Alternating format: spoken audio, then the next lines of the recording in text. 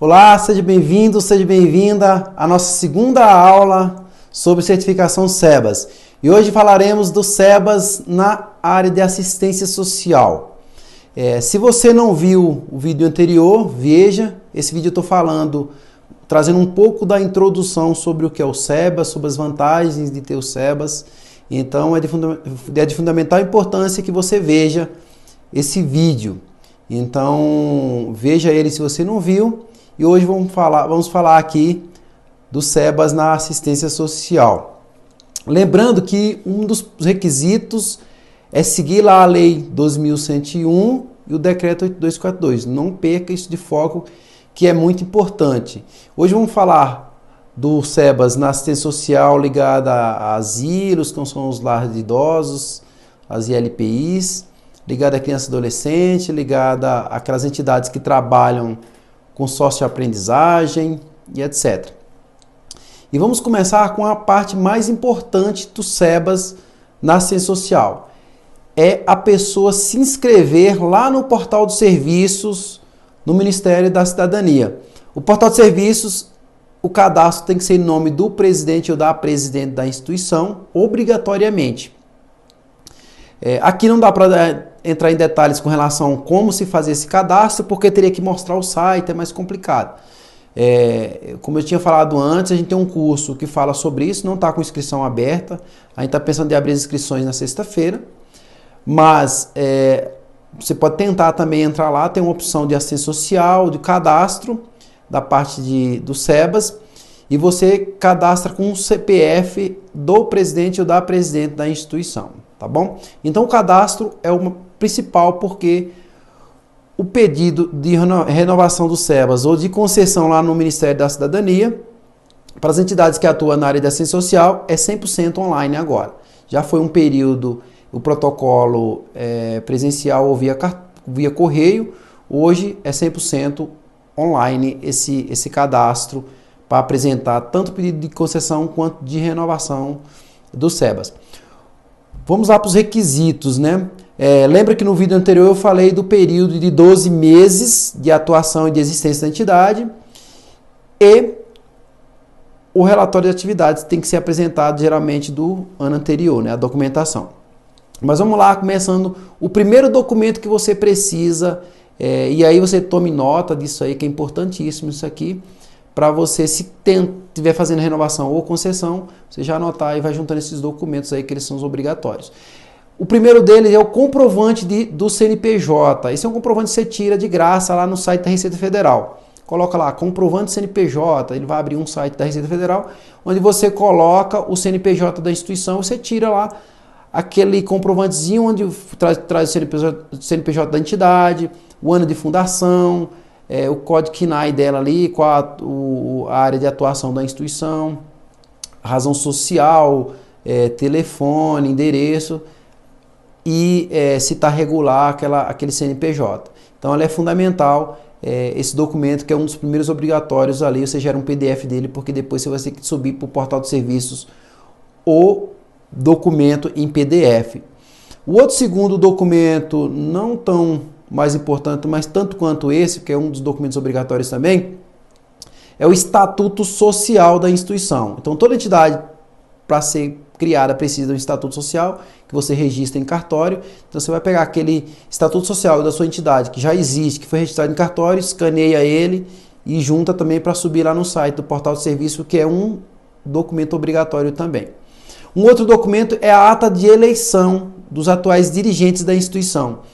Você vai também escanear ele foi registrado em cartório também, você pega o scanner dele só, junta esse documento lá no portal de serviços também. Um outro documento que é de fundamental importância para as entidades da área de assistência social, que eu estou falando hoje, porque depois a gente vai falar de educação e saúde só nos dias seguintes, hoje só da área de assistência social, é o cadastro no Conselho Municipal de Entidade Social. Então, o Cadastro Nacional, o Cadastro Municipal de Assistência Social da entidade, ele é um documento obrigatório. Lembrando que, como é do ano anterior, então no ano, digamos, se sua entidade só tiver 1 ano e meio, então o ano anterior já deveria ter inscrição no Conselho Municipal de Assistência Social. Por quê? porque sempre você apresenta, tanto na renovação quanto na concessão, os documentos do ano anterior. Ah, teve uma época que você apresentava dos últimos 5 anos ou dos últimos 3 anos. Hoje, atualmente, não é mais assim. Há bastante tempo que, na verdade, não é mais assim. Você só apresenta os documentos de um ano só, do ano anterior ao seu pedido de renovação de concessão. Então, aquela inscrição no Conselho Municipal de Assistência Social, que em alguns lugares chama de CMAS, outros chama de COMAS, em Brasília chama de CASDF, precisa necessariamente desse comprovante do ano anterior no Conselho. Se a sua entidade atuar em mais de um município, você precisa da inscrição de cada conselho ali, para poder demonstrar onde você atuou, você teve que ter inscrição. Há umas possibilidades de atuar e não ter, e passar a certificação SEBAS sem eles pedirem ou aceitarem a justificativa, mas isso é uma discussão mais profunda, que lá no curso a gente explica sobre isso. Mas a princípio não tem inscrição aberta do curso. Eu pretendo abrir na sexta-feira, mas a princípio, esses documentos que eu estou te falando, só com o que eu estou te falando no workshop, é possível, com isso que eu estou te falando no workshop, você pedir a sua certificação e conseguir. Tá bom? Aí no curso é mais, porque lá tem um passo a passo, tem modelos, etc, de documentos, que te ajudam, de certa forma, a chegar de uma forma mais tranquila e mais precisa na documentação correta, e você tem uma segurança maior, tá bom? Um outro documento obrigatório também é o relatório de atividades. Então, se os documentos do ano anterior implica que a sua entidade trabalhou no ano anterior. Então, você vai colocar todas as atividades. Agora, nessa pandemia, muito embora tenha pouco trabalho, não importa se é pouco. O Ministério olha mais para a qualidade dos relatórios do que para a quantidade. Então, a qualidade, fez um trabalho certo, mesmo que foi pouco, que a pandemia atrapalhou, não tem problema. Tanto em renovação quanto em concessão, você faz um relatório de atividades. E aqui também não dá para destrinchar todo o relatório, como tem que ser preenchido, detalhes. Como eu te falei, no curso que a gente tem, a gente explica detalhadamente como que monta o relatório certinho para não faltar nenhuma informação ali. Mas o relatório de atividades, de repente, pelo próprio site do Ministério, você pode conseguir alguma informação lá que vai te levar, de certa forma, a fazer um bom relatório. Tá bom? Então, o relatório do ano anterior, o relatório fiscal do ano anterior, você vai colocar todas as atividades da instituição ali e tem que ser apresentado, vai gerar um PDF para subir para o site do Ministério da Cidadania, lá no portal dos serviços, tá bom? Um outro documento obrigatório, que é a parte contábil já, e esse é um documento importantíssimo que tem que ter cuidado, demonstração do resultado do exercício, chamado DRE. Esse documento traz as rubricas ali de despesa e receita da instituição. Ela tem que ser segregada, tem que ter cuidado, que tem que seguir a ITG 2002, geralmente tem muitos contadores que não seguem a ITG 2002 e acabam indeferindo. Então tenha cuidado com esse documento, é um documento importante, é um documento contábil, é só pedir para o seu contador seguir a ITG 2002. O documento que é exigido lá pelo Ministério, outro documento contábil, são as notas explicativas. Isso aqui é fundamental, tem rubrica que tem nomes assim malucos que só a entidade entende. Destrincha, explica na nota explicativa direitinho do que significa aquela sigla sua lá, para que não resta dúvida. Não resta dúvida para o analista, de forma que fique clara. E tem todo um modelo também, tanto de DRE quanto de nota explicativa, que as entidades têm que seguir de acordo com a ITG 2002. Então esse modelo também é um dos que a gente apresenta lá no curso, de nota explicativa, praticamente 90% já é um padrão já, mas tem algumas nuances, alguns detalhes que no curso eu explico, esses detalhezinhos para ter cuidado, tá bom? Um outro documento que geralmente as entidades apresentavam, inclusive o Ministério pedia, hoje eles não pedem mais, era uma declaração de gratuidade do gestor local. Aquela declaração só falava que a entidade prestava serviço gratuito, mas por natureza as entidades já prestam serviço gratuito e as próprias demonstrações contábeis já demonstram isso, então não adianta. Eu já vi muitos pedidos serem indeferidos mesmo estando com esse documento de gratuidade lá. Então ele, de certa forma, hoje não se precisa mais colocar. Se você colocar, é só um documento a mais, sem necessidade, tá bom? Quando as entidades elas atuam em mais de uma área, o que é analisado é a preponderância do serviço. Não é que, por exemplo, uma entidade hipoteticamente atua na área de assistência social e na área de educação, ela vai ter que apresentar os documentos das duas áreas. só que ela vai apresentar em um único ministério. Qual deles? Aquele que preponderar as despesas dela. Então, aquele que prepondera as suas despesas é onde você vai apresentar os documentos das duas áreas. No entanto, você junta os dois documentos das duas áreas. O outro ministério, você apresenta, digamos aqui, hipoteticamente, uma entidade que atua na área de assistência social, na área de educação, a parte das despesas que prepondera dela é a parte de assistência social, então ela vai apresentar lá no Ministério da Cidadania, junto com os documentos da educação. O Ministério da Cidadania vai remeter para o MEC a parte do MEC, vai analisar a parte só deles. E o MEC analisa a parte deles. O MEC gera seu parecer, manda para o Ministério da Cidadania. E o Ministério da Cidadania é quem publica a portaria, deferindo ou indeferindo a tua certificação. E para deferir, precisa que os dois pareceres dos dois ministérios estejam sendo de acordo o deferimento. Porque se um só for em desacordo em deferimento, a publicação de indeferimento abre prazo de 30 dias para você recorrer da decisão, tá bom? E você recorre também, mesmo que indefira do MEC, por exemplo, você recorre no Ministério da Cidadania também. Por quê? Porque você apresentou o documento naquele ministério originário ali.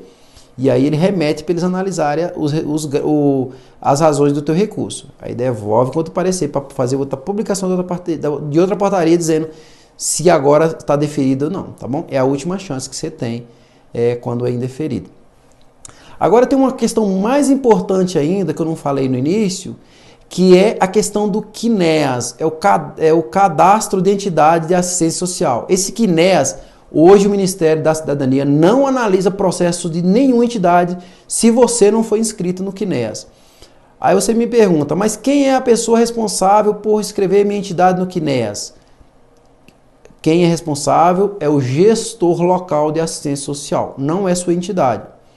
Então, no momento que você se inscreve lá no Conselho Municipal de Assistência Social ou no Conselho de Assistência Social do Distrito Federal, o gestor local lá de assistência social, que é o presidente ou a presidente do conselho, ela precisa remeter esses documentos para o Ministério, lá para o CNEAS, para ser preenchidas as informações.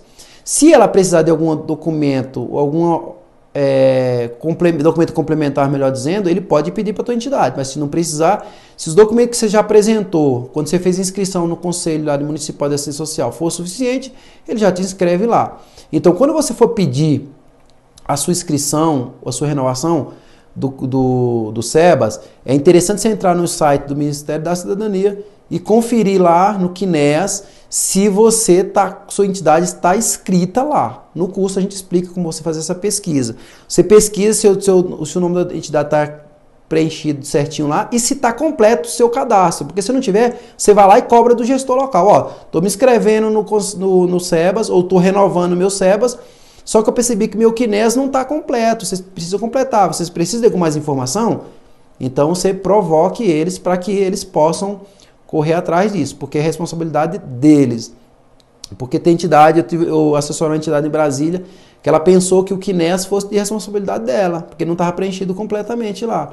Mas eu falei para ela, não, é do gestor, você vai lá e cobre do gestor local de assistência social, que é o presidente ou a presidente do conselho, e fala, ó, não está preenchido o meu CNEAS, não está concluído lá, ou não preencheu de jeito nenhum ainda. Preenche que eu preciso pedir a certificação SEBAS ou renovar, tá bom? Então tenha esse cuidado.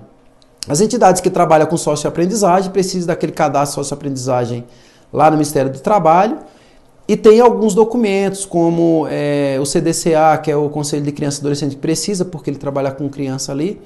Ele precisa apresentar alguns documentos também das parcerias que eles fazem, que a entidade faz com as empresas, onde ele manda os aprendizes também, tá bom? E aqui eu só vou falar assim meio que superficial, porque tem vários documentos que serão apresentados lá também, mas é tudo ligado à questão tanto do contrato com o aprendiz, quanto da empresa com a entidade. E a questão também do direcionamento para onde vai aquela taxa de administração que a entidade recebe da empresa por encaminhar o aprendiz, ela tem que colocar lá na demonstração do resultado do exercício também, falando que ali é a taxa administrativa daqueles contratos e apresentar pelo menos uns 5 contratos daqueles lá para demonstrar para o Ministério da Cidadania que ela está trabalhando naquela área e está fazendo da forma correta, tá bom? E por último, eu trago a questão das ILPIs, as instituições de longa permanência para idosos, os famosos asilos ou lar de idosos.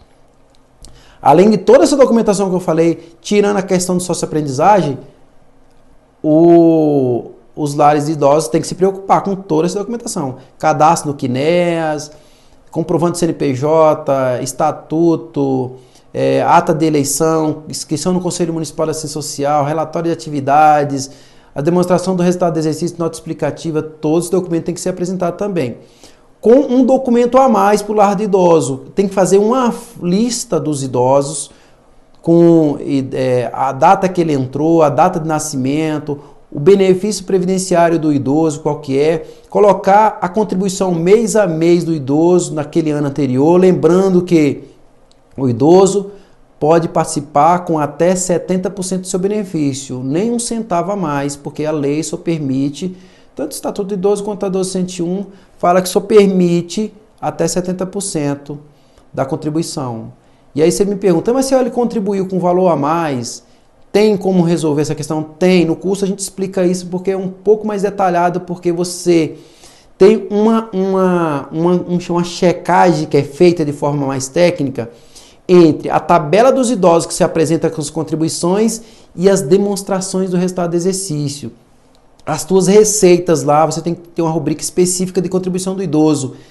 E lá eles vão pegar essa receita de contribuição do idoso lá da tua DRE e comparar com essa tabela. Se esses valores não baterem, eles indeferem, tá bom? Tem que ter cuidado. Uma outra dúvida que surge muito é com relação... Lá do idoso, pode abrigar pessoas menores de 60 anos? Poder pode. Mas lembrando que idoso é de 60 ou mais, ele já não é idoso, né? Como é esse tratamento que eu faço com relação à parte contábil e a minha tabela dos idosos com essa pessoa que não tem 60 anos ainda? Tem como resolver esse problema e não perder a certificação ou entrar com pedido originário e conseguir mesmo assim? É possível? É possível. Isso a gente explica no curso porque é uma coisa mais detalhada, que tem que mexer com rubricas, não é jeitinho, não é nada ilegal, é você de fato demonstrar que aquele idoso está lá, ele é menor de 60 anos, mas tem um tratamento da forma contábil que é feita, que é de forma legal, que eles vão entender e vai dar certo. Mas aí no curso a gente explica direito porque é muito detalhado, porque tem uma parte contábil ali que tem que ter cuidado para explicar.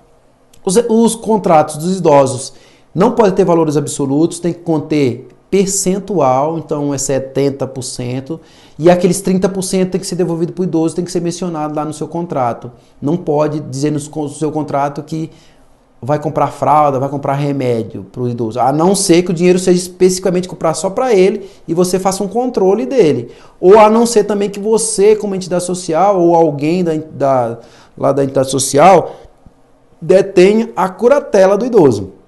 Se você detém a curatela do idoso, judicial, então você tem o poder de administrar o recurso financeiro dele. Tá bom? É isso. Se ficou alguma dúvida, abaixo desse vídeo aqui, você pode deixar perguntas. Tem um botão lá embaixo do WhatsApp também no grupo. Você pode entrar e fazer perguntas por lá também. E algumas perguntas que fizeram lá no enquete que eu fiz, que eu mencionei, inclusive lá no vídeo anterior a esse, sobre a enquete que eu fiz para fazer esse workshop, fizeram algumas perguntas. Eu vou responder lá no último vídeo na sexta-feira, tá bom? Mas é isso. Se ficou alguma dúvida, fique à vontade para perguntar. Esse é o momento de vocês perguntarem. Ele aqui é 100% gratuito, online, você pode assistir o momento que você quiser, mas eles são vídeos temporários. Lá na sexta-feira esses vídeos não vão estar mais, nenhum deles. Vai conter só o último vídeo, onde eu vou trazer todas as respostas para as perguntas que foram feitas, tá bom? E aqui, isso que eu falei exatamente como é feito no Ministério. Toda a documentação é essa que eu falei, não tem documento a mais. Tem um detalhe que eu não falei, que é com relação às entidades que oferem mais de 3.600.000, precisa também de uma auditoria fiscal, uma auditoria de um autor independente, ele precisa fazer um relatório e um parecer sobre sua conta. Só quando exceder a 3.600.000. Mas quem mais pede esse documento é o MEC. No caso do Ministério da Cidadania, pouco pede, não tenho visto pedido, mas para estar certinho precisa, se suas receitas ali excedem naquele ano de análise, que é o ano anterior, o teu pedido de renovação de concessão excede a 3.600.000, for a partir desse valor, você precisa dessa auditoria independente sobre suas contas comparecer, tá bom? É isso, espero ter ajudado com essas informações e até a próxima aula. Um abraço. E falaremos sobre assistência social, a questão das SEBAS, melhor dizendo, lá na educação, tá bom? Um abraço, fica com Deus. Até a próxima.